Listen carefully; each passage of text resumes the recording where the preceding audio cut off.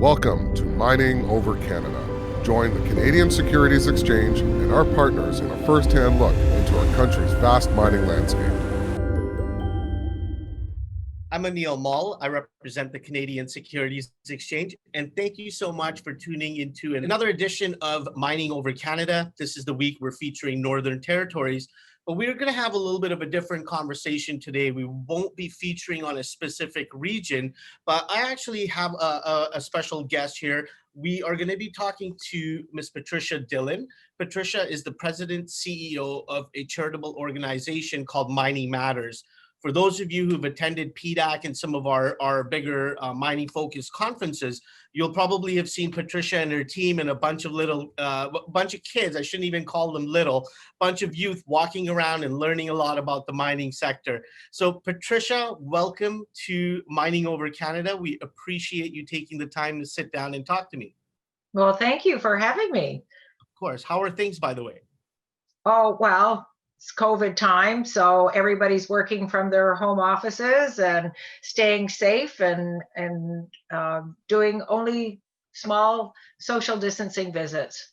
I was going to say the last time I had a chance to talk to you, and one of the first times we actually connected over a conversation was at the last PDAC. And we managed to take a little bit of your time and talk to you about your role and the role of Mining Matters. And then the pandemic hit when we all went home.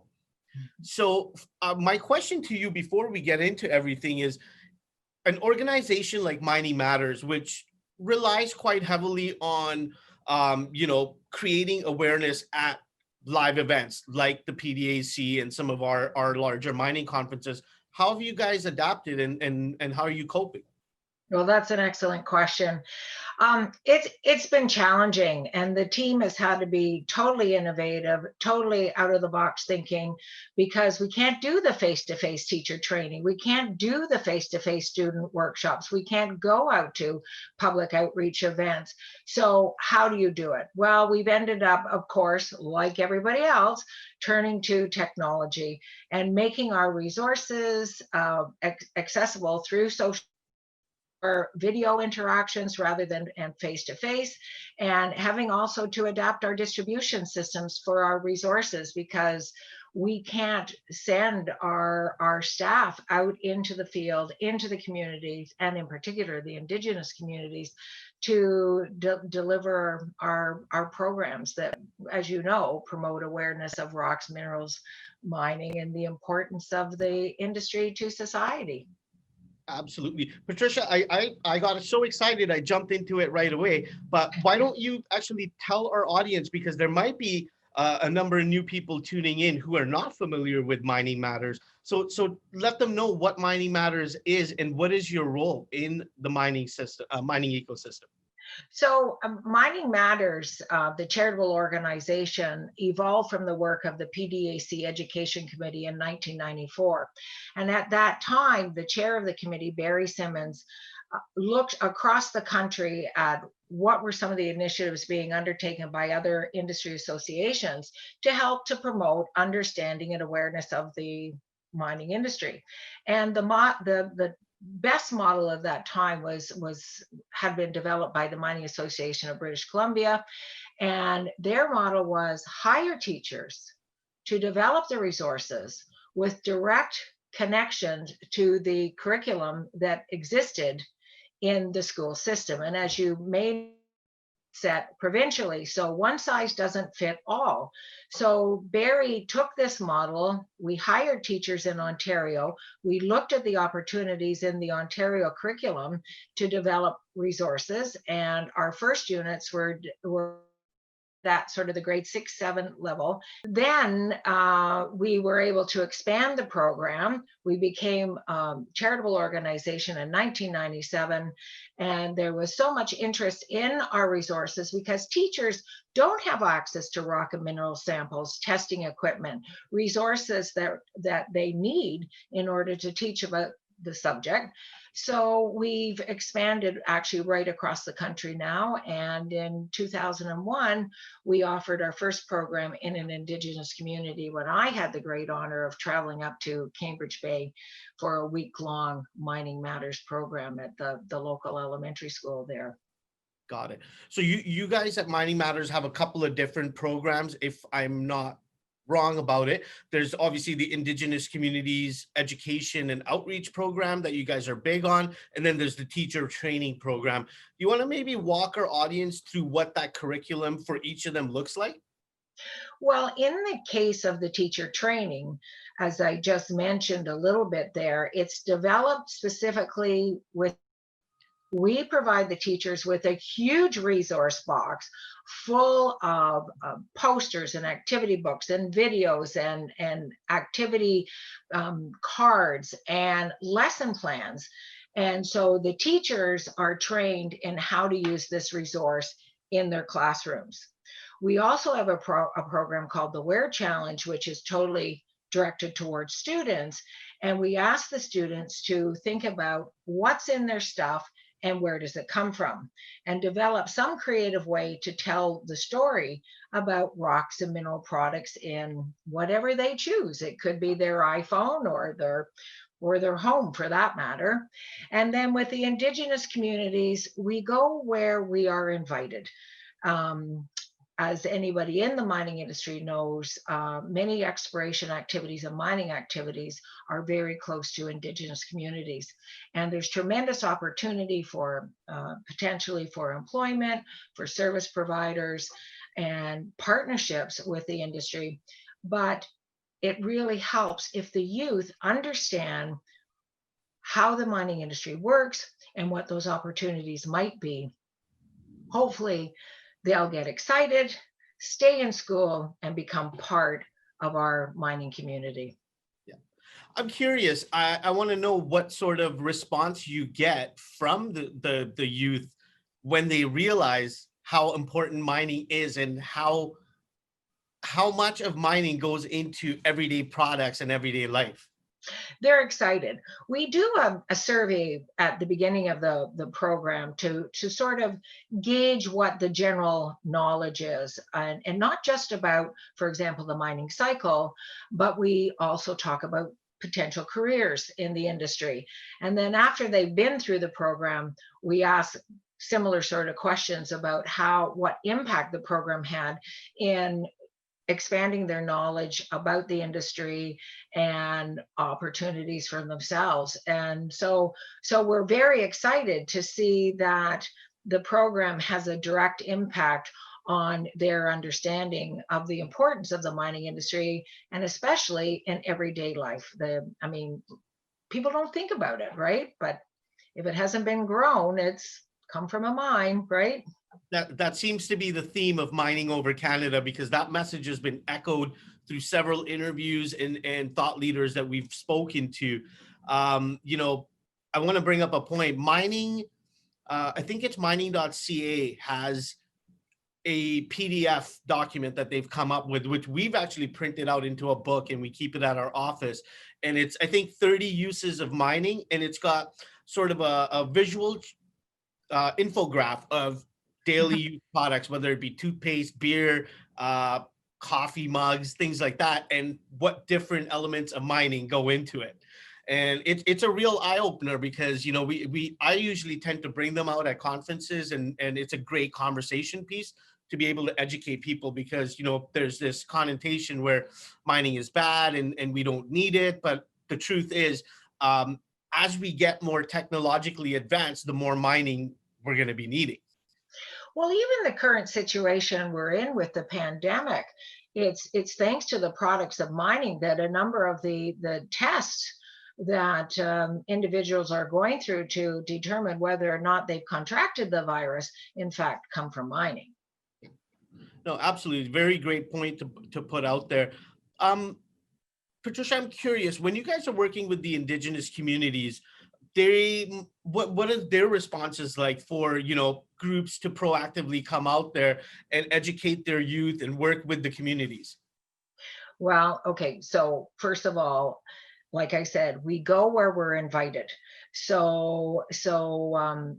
We don't sort of insert ourselves into communities. We would work with the band council, local educators. We often, in many cases, partner with a local exploration company or mining company so that they can also be part of our presentations and our programs in the community, because of course they are very interested in looking to community youth for potential employees and environmental testing. I mean, there's so many opportunities, and it's through that partnership that we go into these Indigenous communities and work with the youth.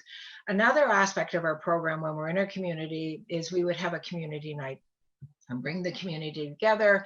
And there's an opportunity for the elders to meet with our staff and talk about some of the programming. The adults in the community, we often have a number of activities. A couple of our favorite activities are a soapstone carving activity where we supply all the materials, and also amethyst jewelry making. So it's a real coming together of the full spectrum of the community so that they understand where we're coming from. And it's really, really important to understand that our programs are developed by educators for educators. Now, we wouldn't exist without the minerals industry and the vast support we get in terms of access to rocks and mineral samples, technical expertise to ensure that all of our materials are technically accurate, and of course the financial support that we receive from individuals and foundations and corporations. So it's we're very excited. I mean, we've been around since 1994, and this year we've had to make a major shift, but we've had a number of partnerships we're extremely proud of. We've worked with Let's Talk Science and their Harvest Project, where we had over 75,000 kits go to families through the food bank program across the country.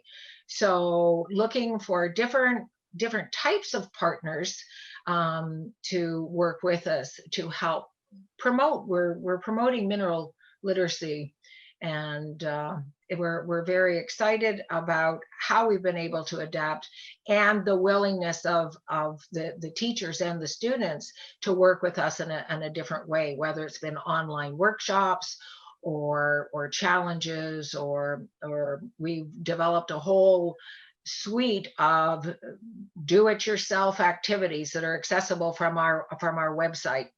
No, you guys are doing some really good stuff, especially with the community and the youth. What is the response like? Do you guys get a lot of support from local, provincial, federal government bodies? We have received support from, provincial, federal levels, boards of education, foundations help us as well. Different government departments, of course, we're very pleased to receive funding from Promo Science, NSERC, different departments within the federal government, those concerned with Indigenous affairs, those concerned with sort of mining policy. We receive support from, as I said, many individuals and a whole suite of organizations. So we're heartened by that support for our activity. Yeah. A project like this obviously is a lot of work to put together. You guys have been doing great stuff since obviously inception in 1994, but it can't be done without a team. So talk to us a little bit about some of your notable team members who have, along with yourself and your expertise, made this come to life. So the executive director of Mining Matters is Laura Clinton, and she's been with the organization for many years. She herself is a geologist by background with a passion for education, so that's the perfect combination. And then we have, currently, as a result of the pandemic and knowing that our summer programmings were not going to be going ahead, we didn't do the normal level of hiring we would have, engineering and geology students from the universities. But in the past, we have in the summers hired quite a few. At one point in time, I was very proud of the fact that the face of Mining Matters was represented by young women mining engineers and geologists, and they were the interns going out into the communities and talking about mining. Well, would be wonderful for young women to see themselves being involved in the mining industry through the role model of these interns and students. So it's been very exciting. Great to hear. Great to hear that you guys get that support and all of that's there. What about yourself, Patricia? So I've recently seen news you are going to be inducted into the Mining Hall of Fame in 2021.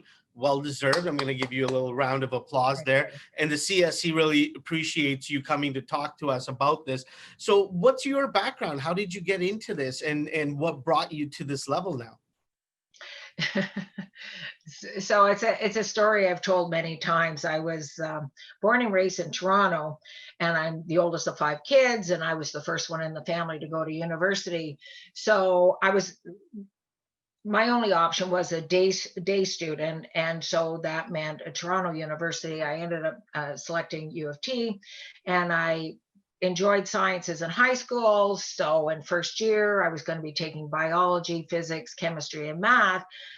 But back in the day, you had to have 5 subjects. So flipping through the then printed university calendar, I saw geology, and I thought, oh, that sounds interesting and a nice complement to the other sciences. Well, at the end of first year, without telling too many tales, it was my highest mark. So I took that as a bit of a sign. And at that time, the university offered a specialist Bachelor of Science degree in geology. And so I thought that sounded like it had a bit of cachet.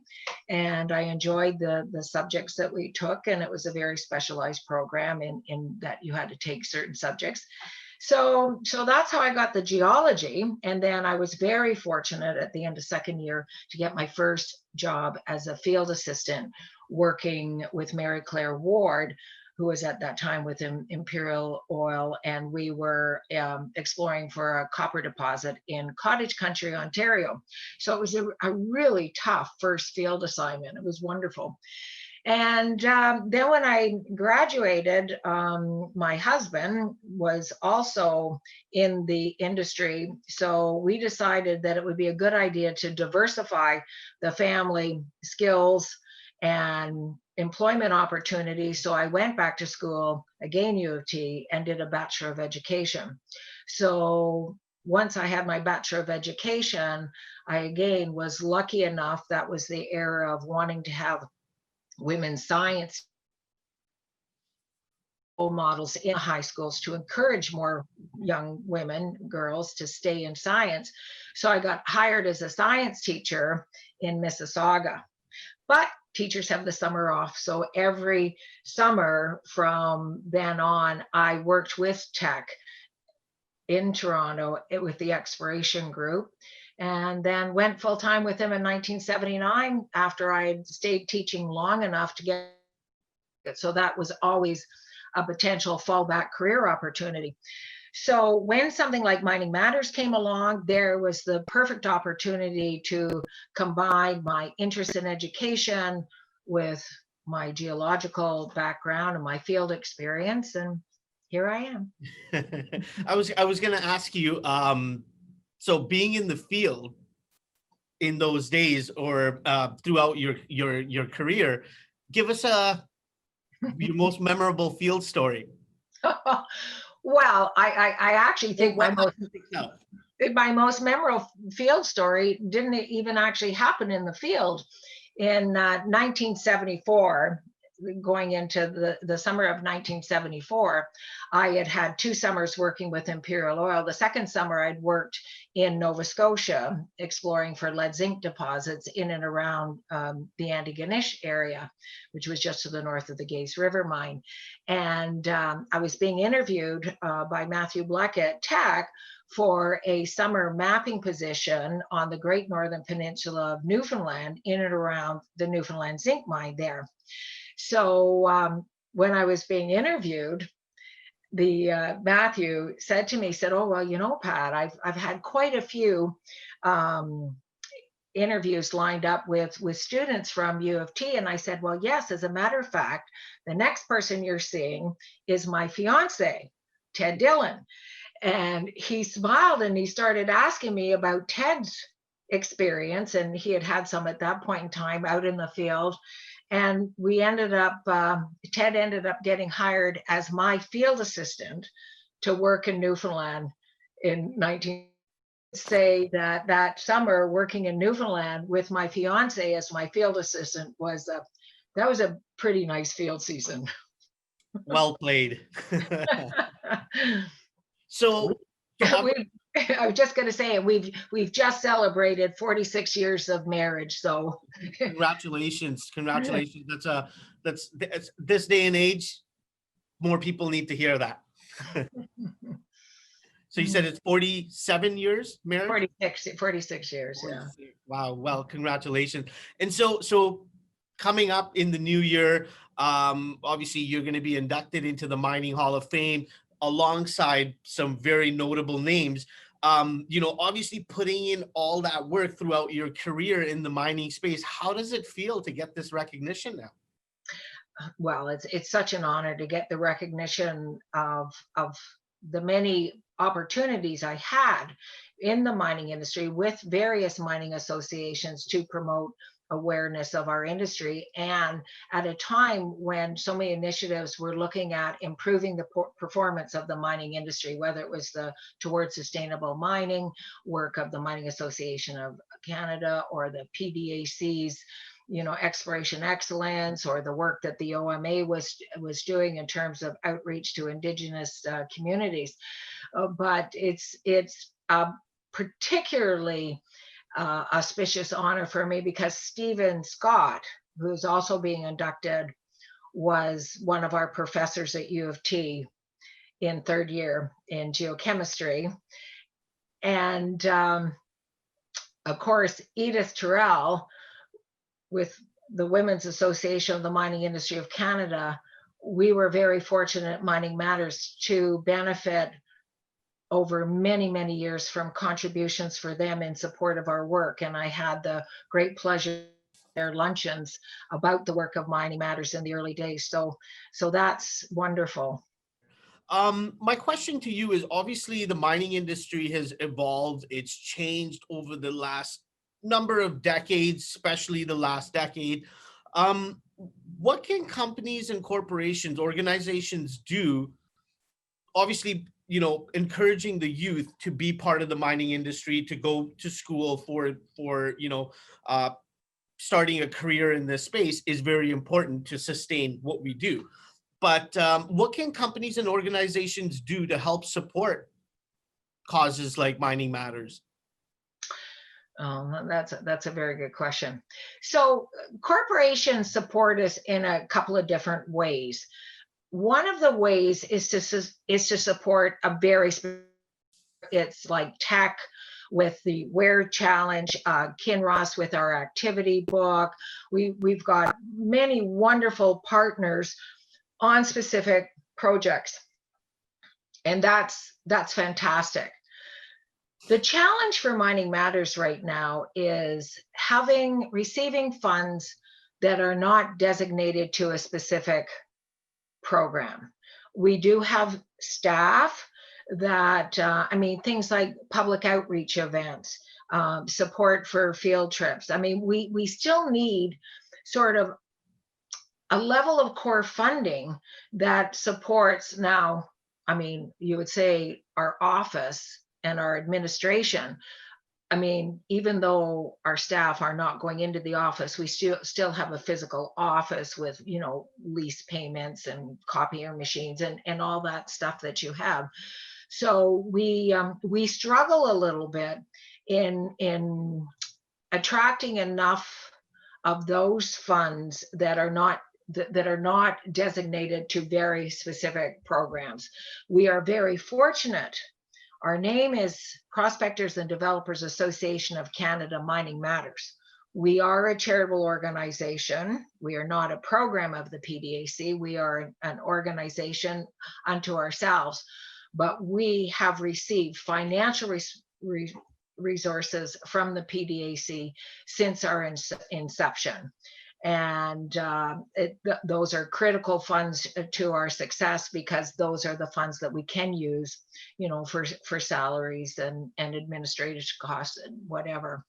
But it's not quite enough. I mean, we have grown as an organization from our very early days, where our annual budgets were about $200,000, to now they're about 1.5 million. We have a staff of 6 right now full-time, whereas before we would only have 1 and then hire summer students. I mean, in our very earliest days, when we were making these physical resource kits to go into classrooms through teacher training workshops, we hired all of our friends' kids. We had volunteers from the industry. My parents even came to work for Mining Matters in the summer as we were assembling all the bits and pieces that went into these huge resources. They were mammoth kits with everything in it, and that was wonderful, the way everybody pulled together to help us do. At that time, made available its offices on the 70th floor at the First Canadian Place, which is where Tech Exploration was at the time, as a physical sort of staging ground for all this incredible work. And then when I was on secondment to the University of Toronto Faculty of Applied Science and Engineering at the mining building, all the support of the mining building people and the program at that time, again, allowed us to use the facility. So we've benefited from all types of support. I mean, having been around for now 26 years or 27 years, you can imagine the list of people who have been part of our success over the years is impressive. Absolutely. So if anybody watching, especially any organizations in the mining space, might want to help support what you guys do in the cause, where would they reach out to you? Well, through our website, miningmatters.ca, we have a donate button there. Through if the individual is a PDAC member, there is a mechanism through their membership support Mining Matters. But in this day and age, with so much moving to online, I would have to say that the best mechanism is through our website. Got it. I encourage anybody watching to take a look at the website, see some of the initiatives and programs guys like Mining Matters are putting together. Obviously, the youth are very important to help grow our industry. So it's a big part of what we do here to make sure that we are encouraging our children and the youth to look at the mining space and its benefits that we put out there. So Patricia, PDAC is obviously moving virtual in 2021. Mm-hmm. How is that going to affect what you guys do and the big presence you guys have at the front entrance of PDAC? Have you guys sort of come up with any plans on what you're going to be doing to, still make sure that that momentum of creating awareness is there for you guys? Yes. And of course, the formal decision to go total virtual for PDAC was made relatively recently, and it's a new space for everybody to think about it. And so the team are coming up with different ideas. There could be such things as mineral auctions, for example. We used to have a silent auction at our booth.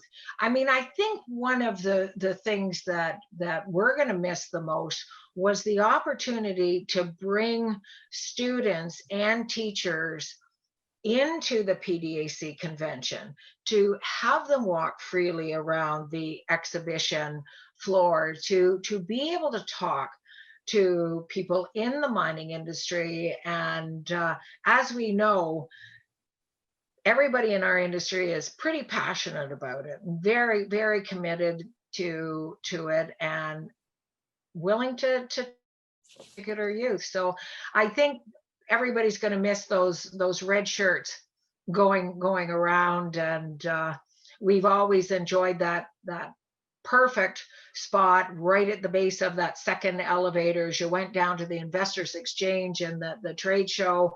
And it was a great meeting place for people to come and see what we had done over the last year, pick up some of our new resources.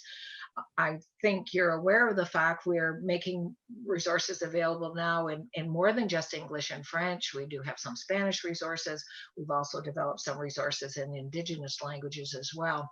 And through more do-it-yourself at home activities, there's a lot more of that. I mean, if somebody goes to our website now, they're going to see more of those activities that are easily downloadable and easily integrated into whatever programs they're doing with their own homeschooling or supplementary learning through what's happening in the classroom these days. So I mean, it was a tough summer. It was a tough summer.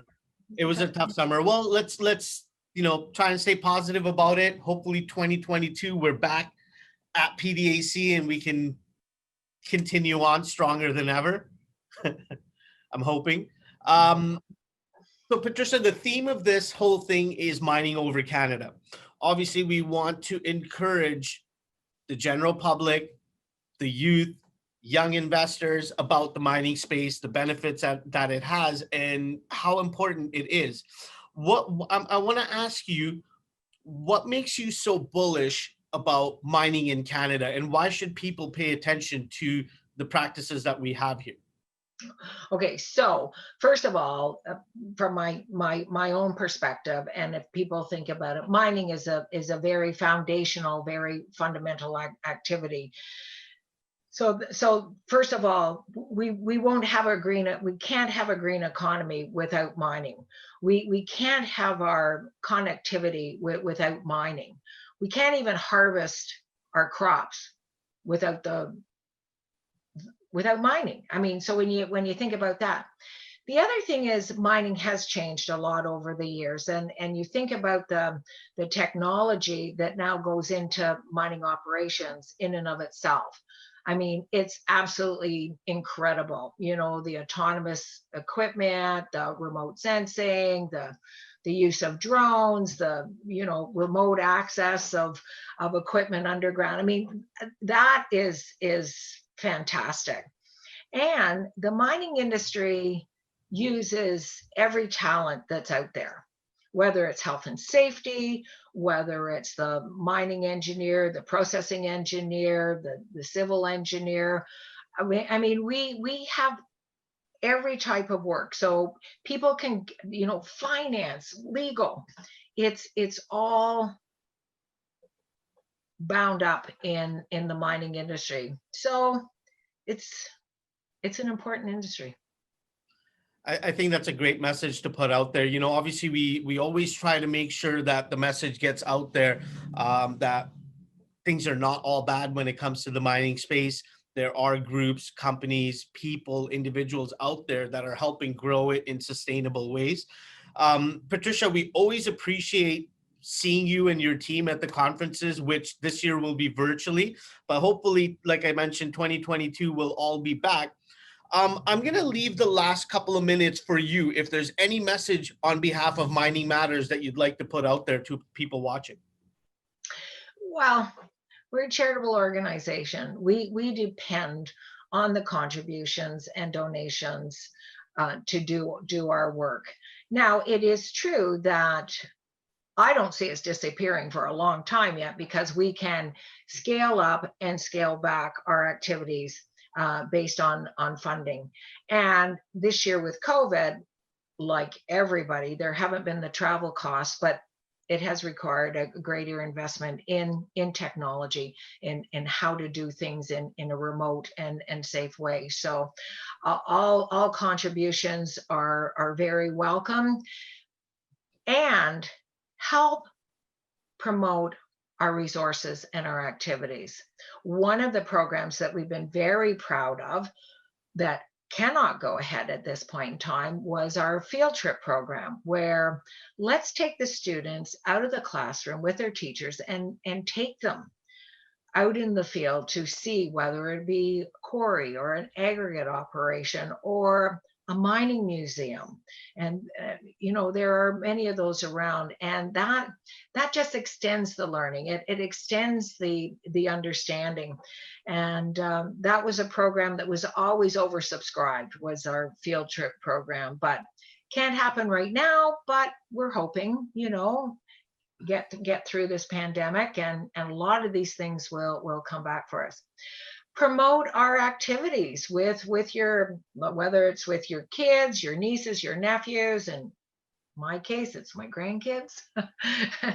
And look at the resources and the opportunities out there to have an interesting rocks and minerals and mining. I mean, we all know, walking with a child on a beach, they're picking up the rocks, and they have an inherent interest in the sparkly bits. So let's build on that. Some of us still pick up those rocks at the beach, right? Well, Patricia, from our organization at the Canadian Securities Exchange to your organization at Mining Matters, we want to say thank you for all the work you and your team put into the mining sector and educating the youth about what we do. Continue the hard work. And again, from our staff and team at the Canadian Securities Exchange, congratulations on your induction into the Mining Hall of Fame in 2021. We look forward to when we can all be together in person, but for the next little while, it'll be online. And anybody watching, I encourage you to take a look at the Mining Matters site. Tune into the rest of Mining Over Canada, where you'll be listening to lots more interviews from thought leaders, just like Patricia and organizations like Mining Matters. Patricia, thank you so much for your time. I really enjoyed talking to you once again and finding out about what you guys have been going through, especially during this pandemic, how you've evolved, and the growth of your organization. Thank you very much for your interest. Of course, Patricia. Stay safe, stay happy, stay healthy. Thank you. Cheers.